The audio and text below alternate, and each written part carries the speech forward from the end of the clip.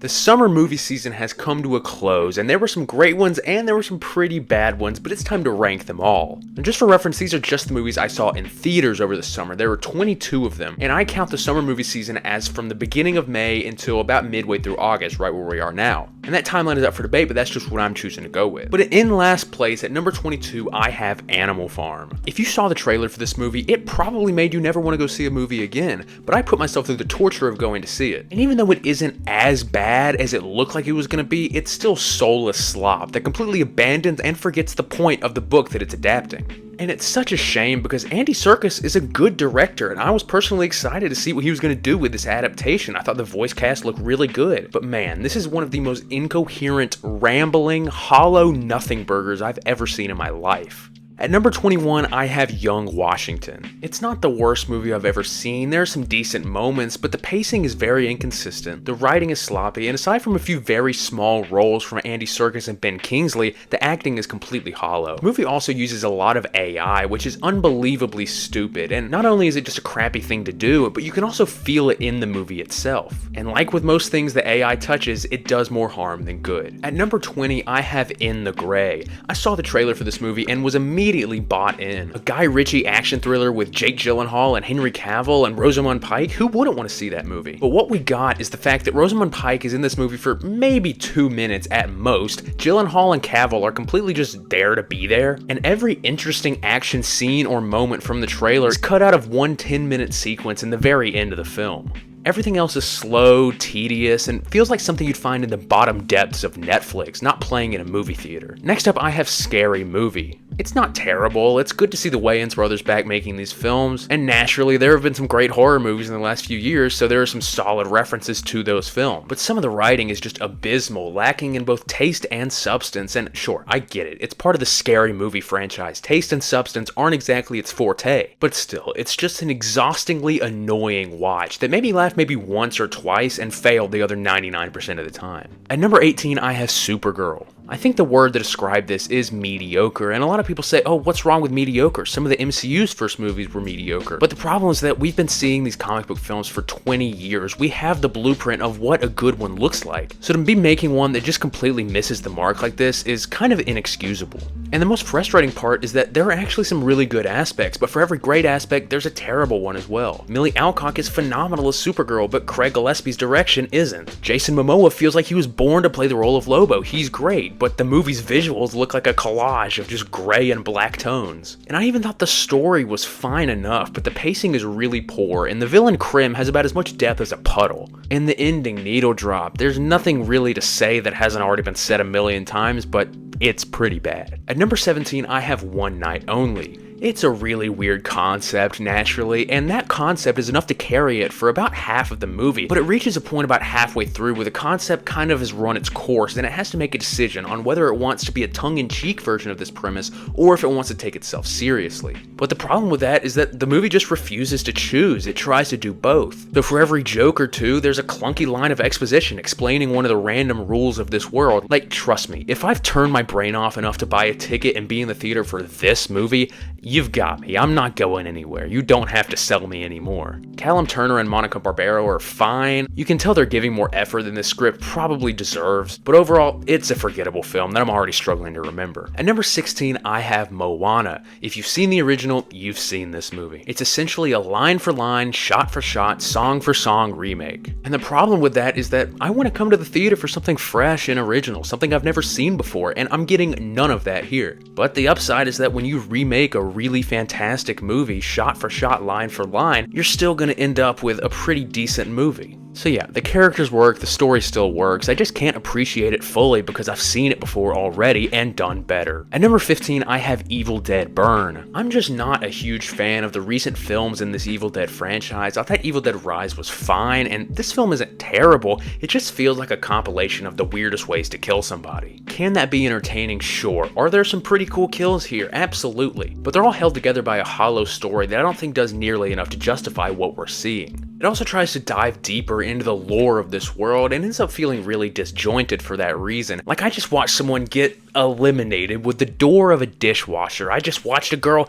drink scalding hot candle wax. And now we're talking about a magic dagger and family lineage? Like, no, that just doesn't work for me at all. So yeah, I can see the appeal, it's just not for me personally. At number 14, I have The Mandalorian and Grogu. I thought this movie was really good for about half of it. The opening action sequences with the AT-ATs on the side of the mountain, that was phenomenal, and I actually did really enjoy the first storyline that the movie goes with. But unfortunately, it's a tale of two halves, because the second half of this movie bored me to tears. The visuals are fine, I feel like I was just watching another couple episodes of The Mandalorian, but that's the issue. I don't want that to be the case. This is a Hollywood movie with a bigger budget playing on an IMAX screen. I think Jon Favreau could have done so much more with what he was given than what we actually got. And I know it's a very played out talking point, but after 7 years of not having any Star Wars content in the theater, having to live off of TV shows for all those years, for your first movie back to be just an extended version of one of those TV shows, that's a mind-boggling decision for me.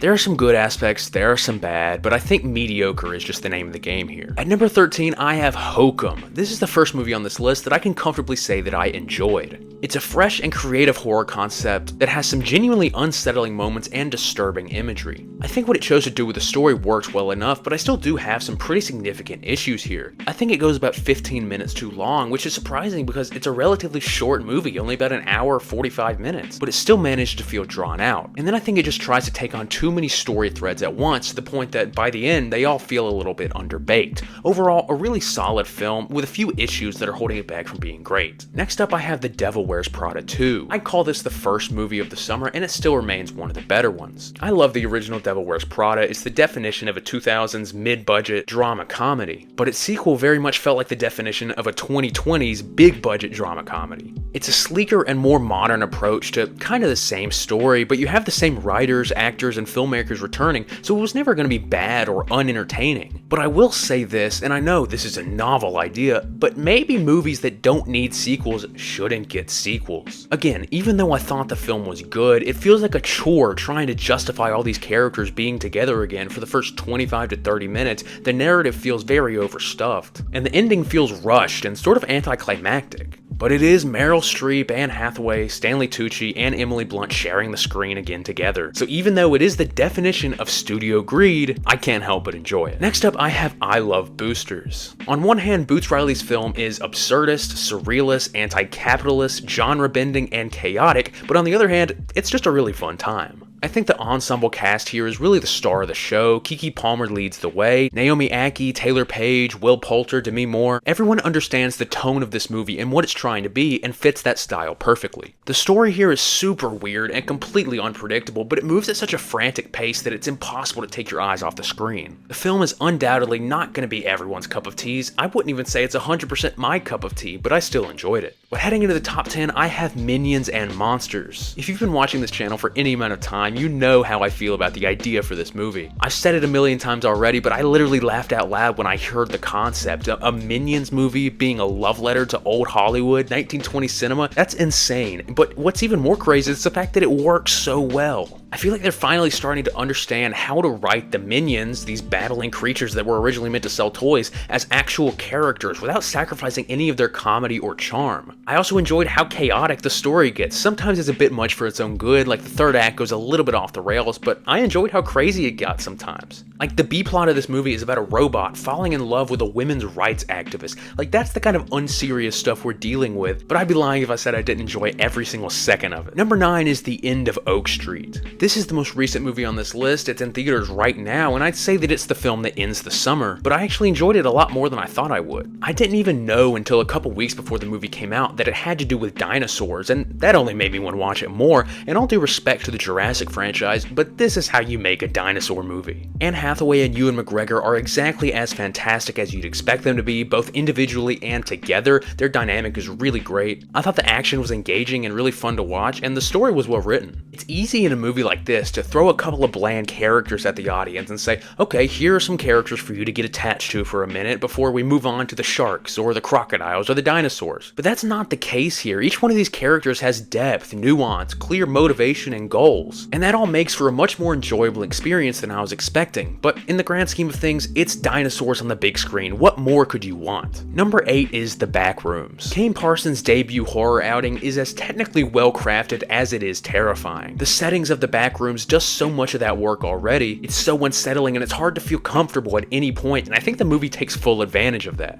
Not only is the atmosphere suffocating, but the creatures that lurk within it only add to that creepiness. And just like I said with the end of Oak Street, just in a little bit different way, in a movie like this where the setting is the main draw, it'd be really easy to just throw a couple bland characters at us, just to get us from scene to scene. But that's just not how this goes. We get to meet interesting characters with compelling backstories that inform their decision making in the story. We get to see how they react to the Backrooms and understand why they're reacting that way, and that only adds to the effectiveness of the story. Overall, a really strong film that I think works better than it has any right to, and it is clearly the launching pad for what is going to be a very bright future for Kane Parsons. Number 7 is The Sheep Detectives. As of right now, in August, this movie reigns supreme as the biggest surprise of 2026 thus far. I saw the trailer a couple weeks before it came out. It looked campy, it looked cheesy, it looked very childish, just not something that was going to be up my alley, but I started hearing good things about it and decided to check it out, and man am I glad I did. Does it still have some of that cheesiness and campiness? Is it still a little bit childish? Sure, but there's an emotional heart at the core of this movie that's so much stronger than I expected it to be. It fleshes out these characters and their relationships to each other and their shepherd really well. And it also crafts a mystery that's just well written in general, even if the people solving it were humans as opposed to sheep. The ending reveal is satisfying, and then the final moments of the film hit like a punch to the gut. Just a fantastic movie. At number 6, I have Toy Story 5. I'll preface this by saying I think this movie is just a bit messy. It struggles really hard to justify bringing back Woody. It tries to let Woody and Buzz occupy a role in the story that's clearly meant for one character, and I really don't love the fact that most of the side characters here that we've grown to enjoy over this franchise, like Mr. Potato Head, Rex, Slinky, Ham, are just stuck in a garage for a large portion of this movie and practically abandoned. But that being said, I think everything else that this movie does is a smashing success. Making Jessie the main character is a genius move. I think after 4 films of getting to see this world through the perspective of Woody and Buzz, we finally get the chance to look at things from a fresh point of view, and I thought that was pretty innovative. Lilypad was a really solid villain, summing up the relationship between children and technology these days, and I think that topic was handled very tastefully here. It's one of those movies that I think could end up being, down the line, more meaningful and impactful on today's younger generation than anybody could have expected it to be. But overall, is it unnecessary? Obviously yes, but all I want, if they're gonna keep making these movies, is for them to be good. So if they can keep giving me that, Toy Story 6, bring it on. But moving into the top 5, I have The Invite. This was a wonderful return to form for Olivia Wilde. I think this is much more in line with her skill set as a filmmaker and actress. These small-scale character introspectives that are both thematically heavy and hilarious. Every one of the main 4 cast members here works so well. Edward Norton and Penelope Cruz have a great dynamic,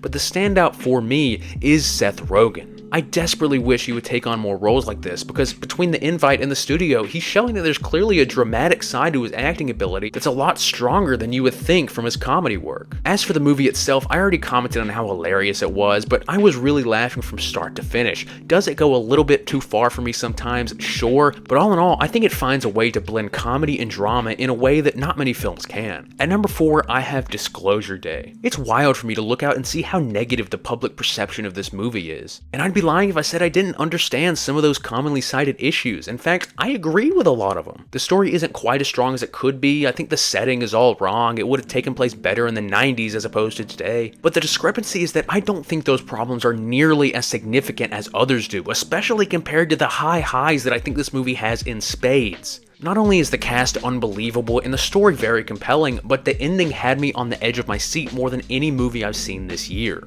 It's a powerful and epic sequence that I'm still thinking about 2 months later, and a movie all in all that I look at through an extremely positive lens. At number 3, I have Obsession. The movie that took the world by storm. It wouldn't have gotten nearly as popular as it did if it wasn't really good, and that's exactly what it is, a phenomenal film. Curry Barker, at least in terms of being a visionary writer and director coming up with original stories, has about as bright of a future as anyone in Hollywood, and that's fully on display here. The story he crafts is so well done. He just gives a simple premise and lets it unfold from there, which is what the best films do. It's terrifying, it's actually kind of funny at some points, but most of all, it's a masterclass in small budget filmmaking. Not being able to use big, elaborate locations works so well in the movie's favor, as it feels suffocating from the first frame to the last. But it's not just the phenomenal filmmaking that accomplishes that, it's obviously due largely in part to the unreal performance from Indy Navarrete. I hate when people see any halfway decent performance in a movie and say, oh, that's an Oscar nominee. Oh, she's gonna win an Oscar. But as crazy as it sounds, for a $750,000 horror movie,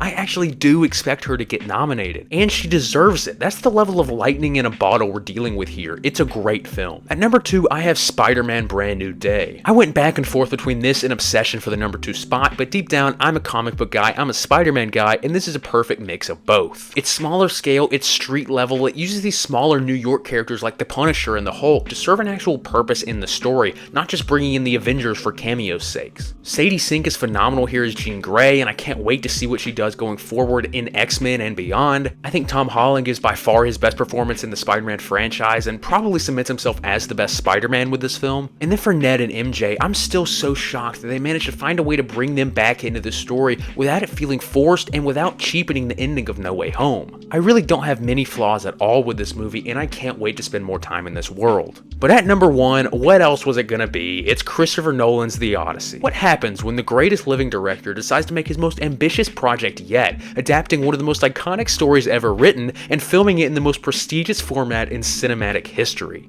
The movie's gonna be pretty decent. The cast is top-notch here, from Damon to Hathaway to Pattinson. The pacing works really well. On my first watch, I actually thought it was inconsistent and a little bit flawed, but after a rewatch, I understand that the pacing decisions here are actually character-driven and very intentional, not just technical mistakes. There are some sequences here that are truly going to go down in the history books, like the invasion of Troy with Agamemnon just aura farming all over the place, and then Odysseus taking down all, 100 of the suitors to reassert his dominance in Ithaca. It's all unbelievable. I actually got to see this film in 70mm IMAX at a 3 a.m. sold out showing. It's an experience I'm never going to forget, it's impossible to beat, and it's my favorite movie of summer 2026. But that's just my list, and I'd love to hear yours. Be sure to leave your thoughts down in the comments below. I genuinely want to hear from and talk to each one of you. If you want to help out the channel, be sure to like and subscribe. But with that being said, thank you so much for watching, and God bless.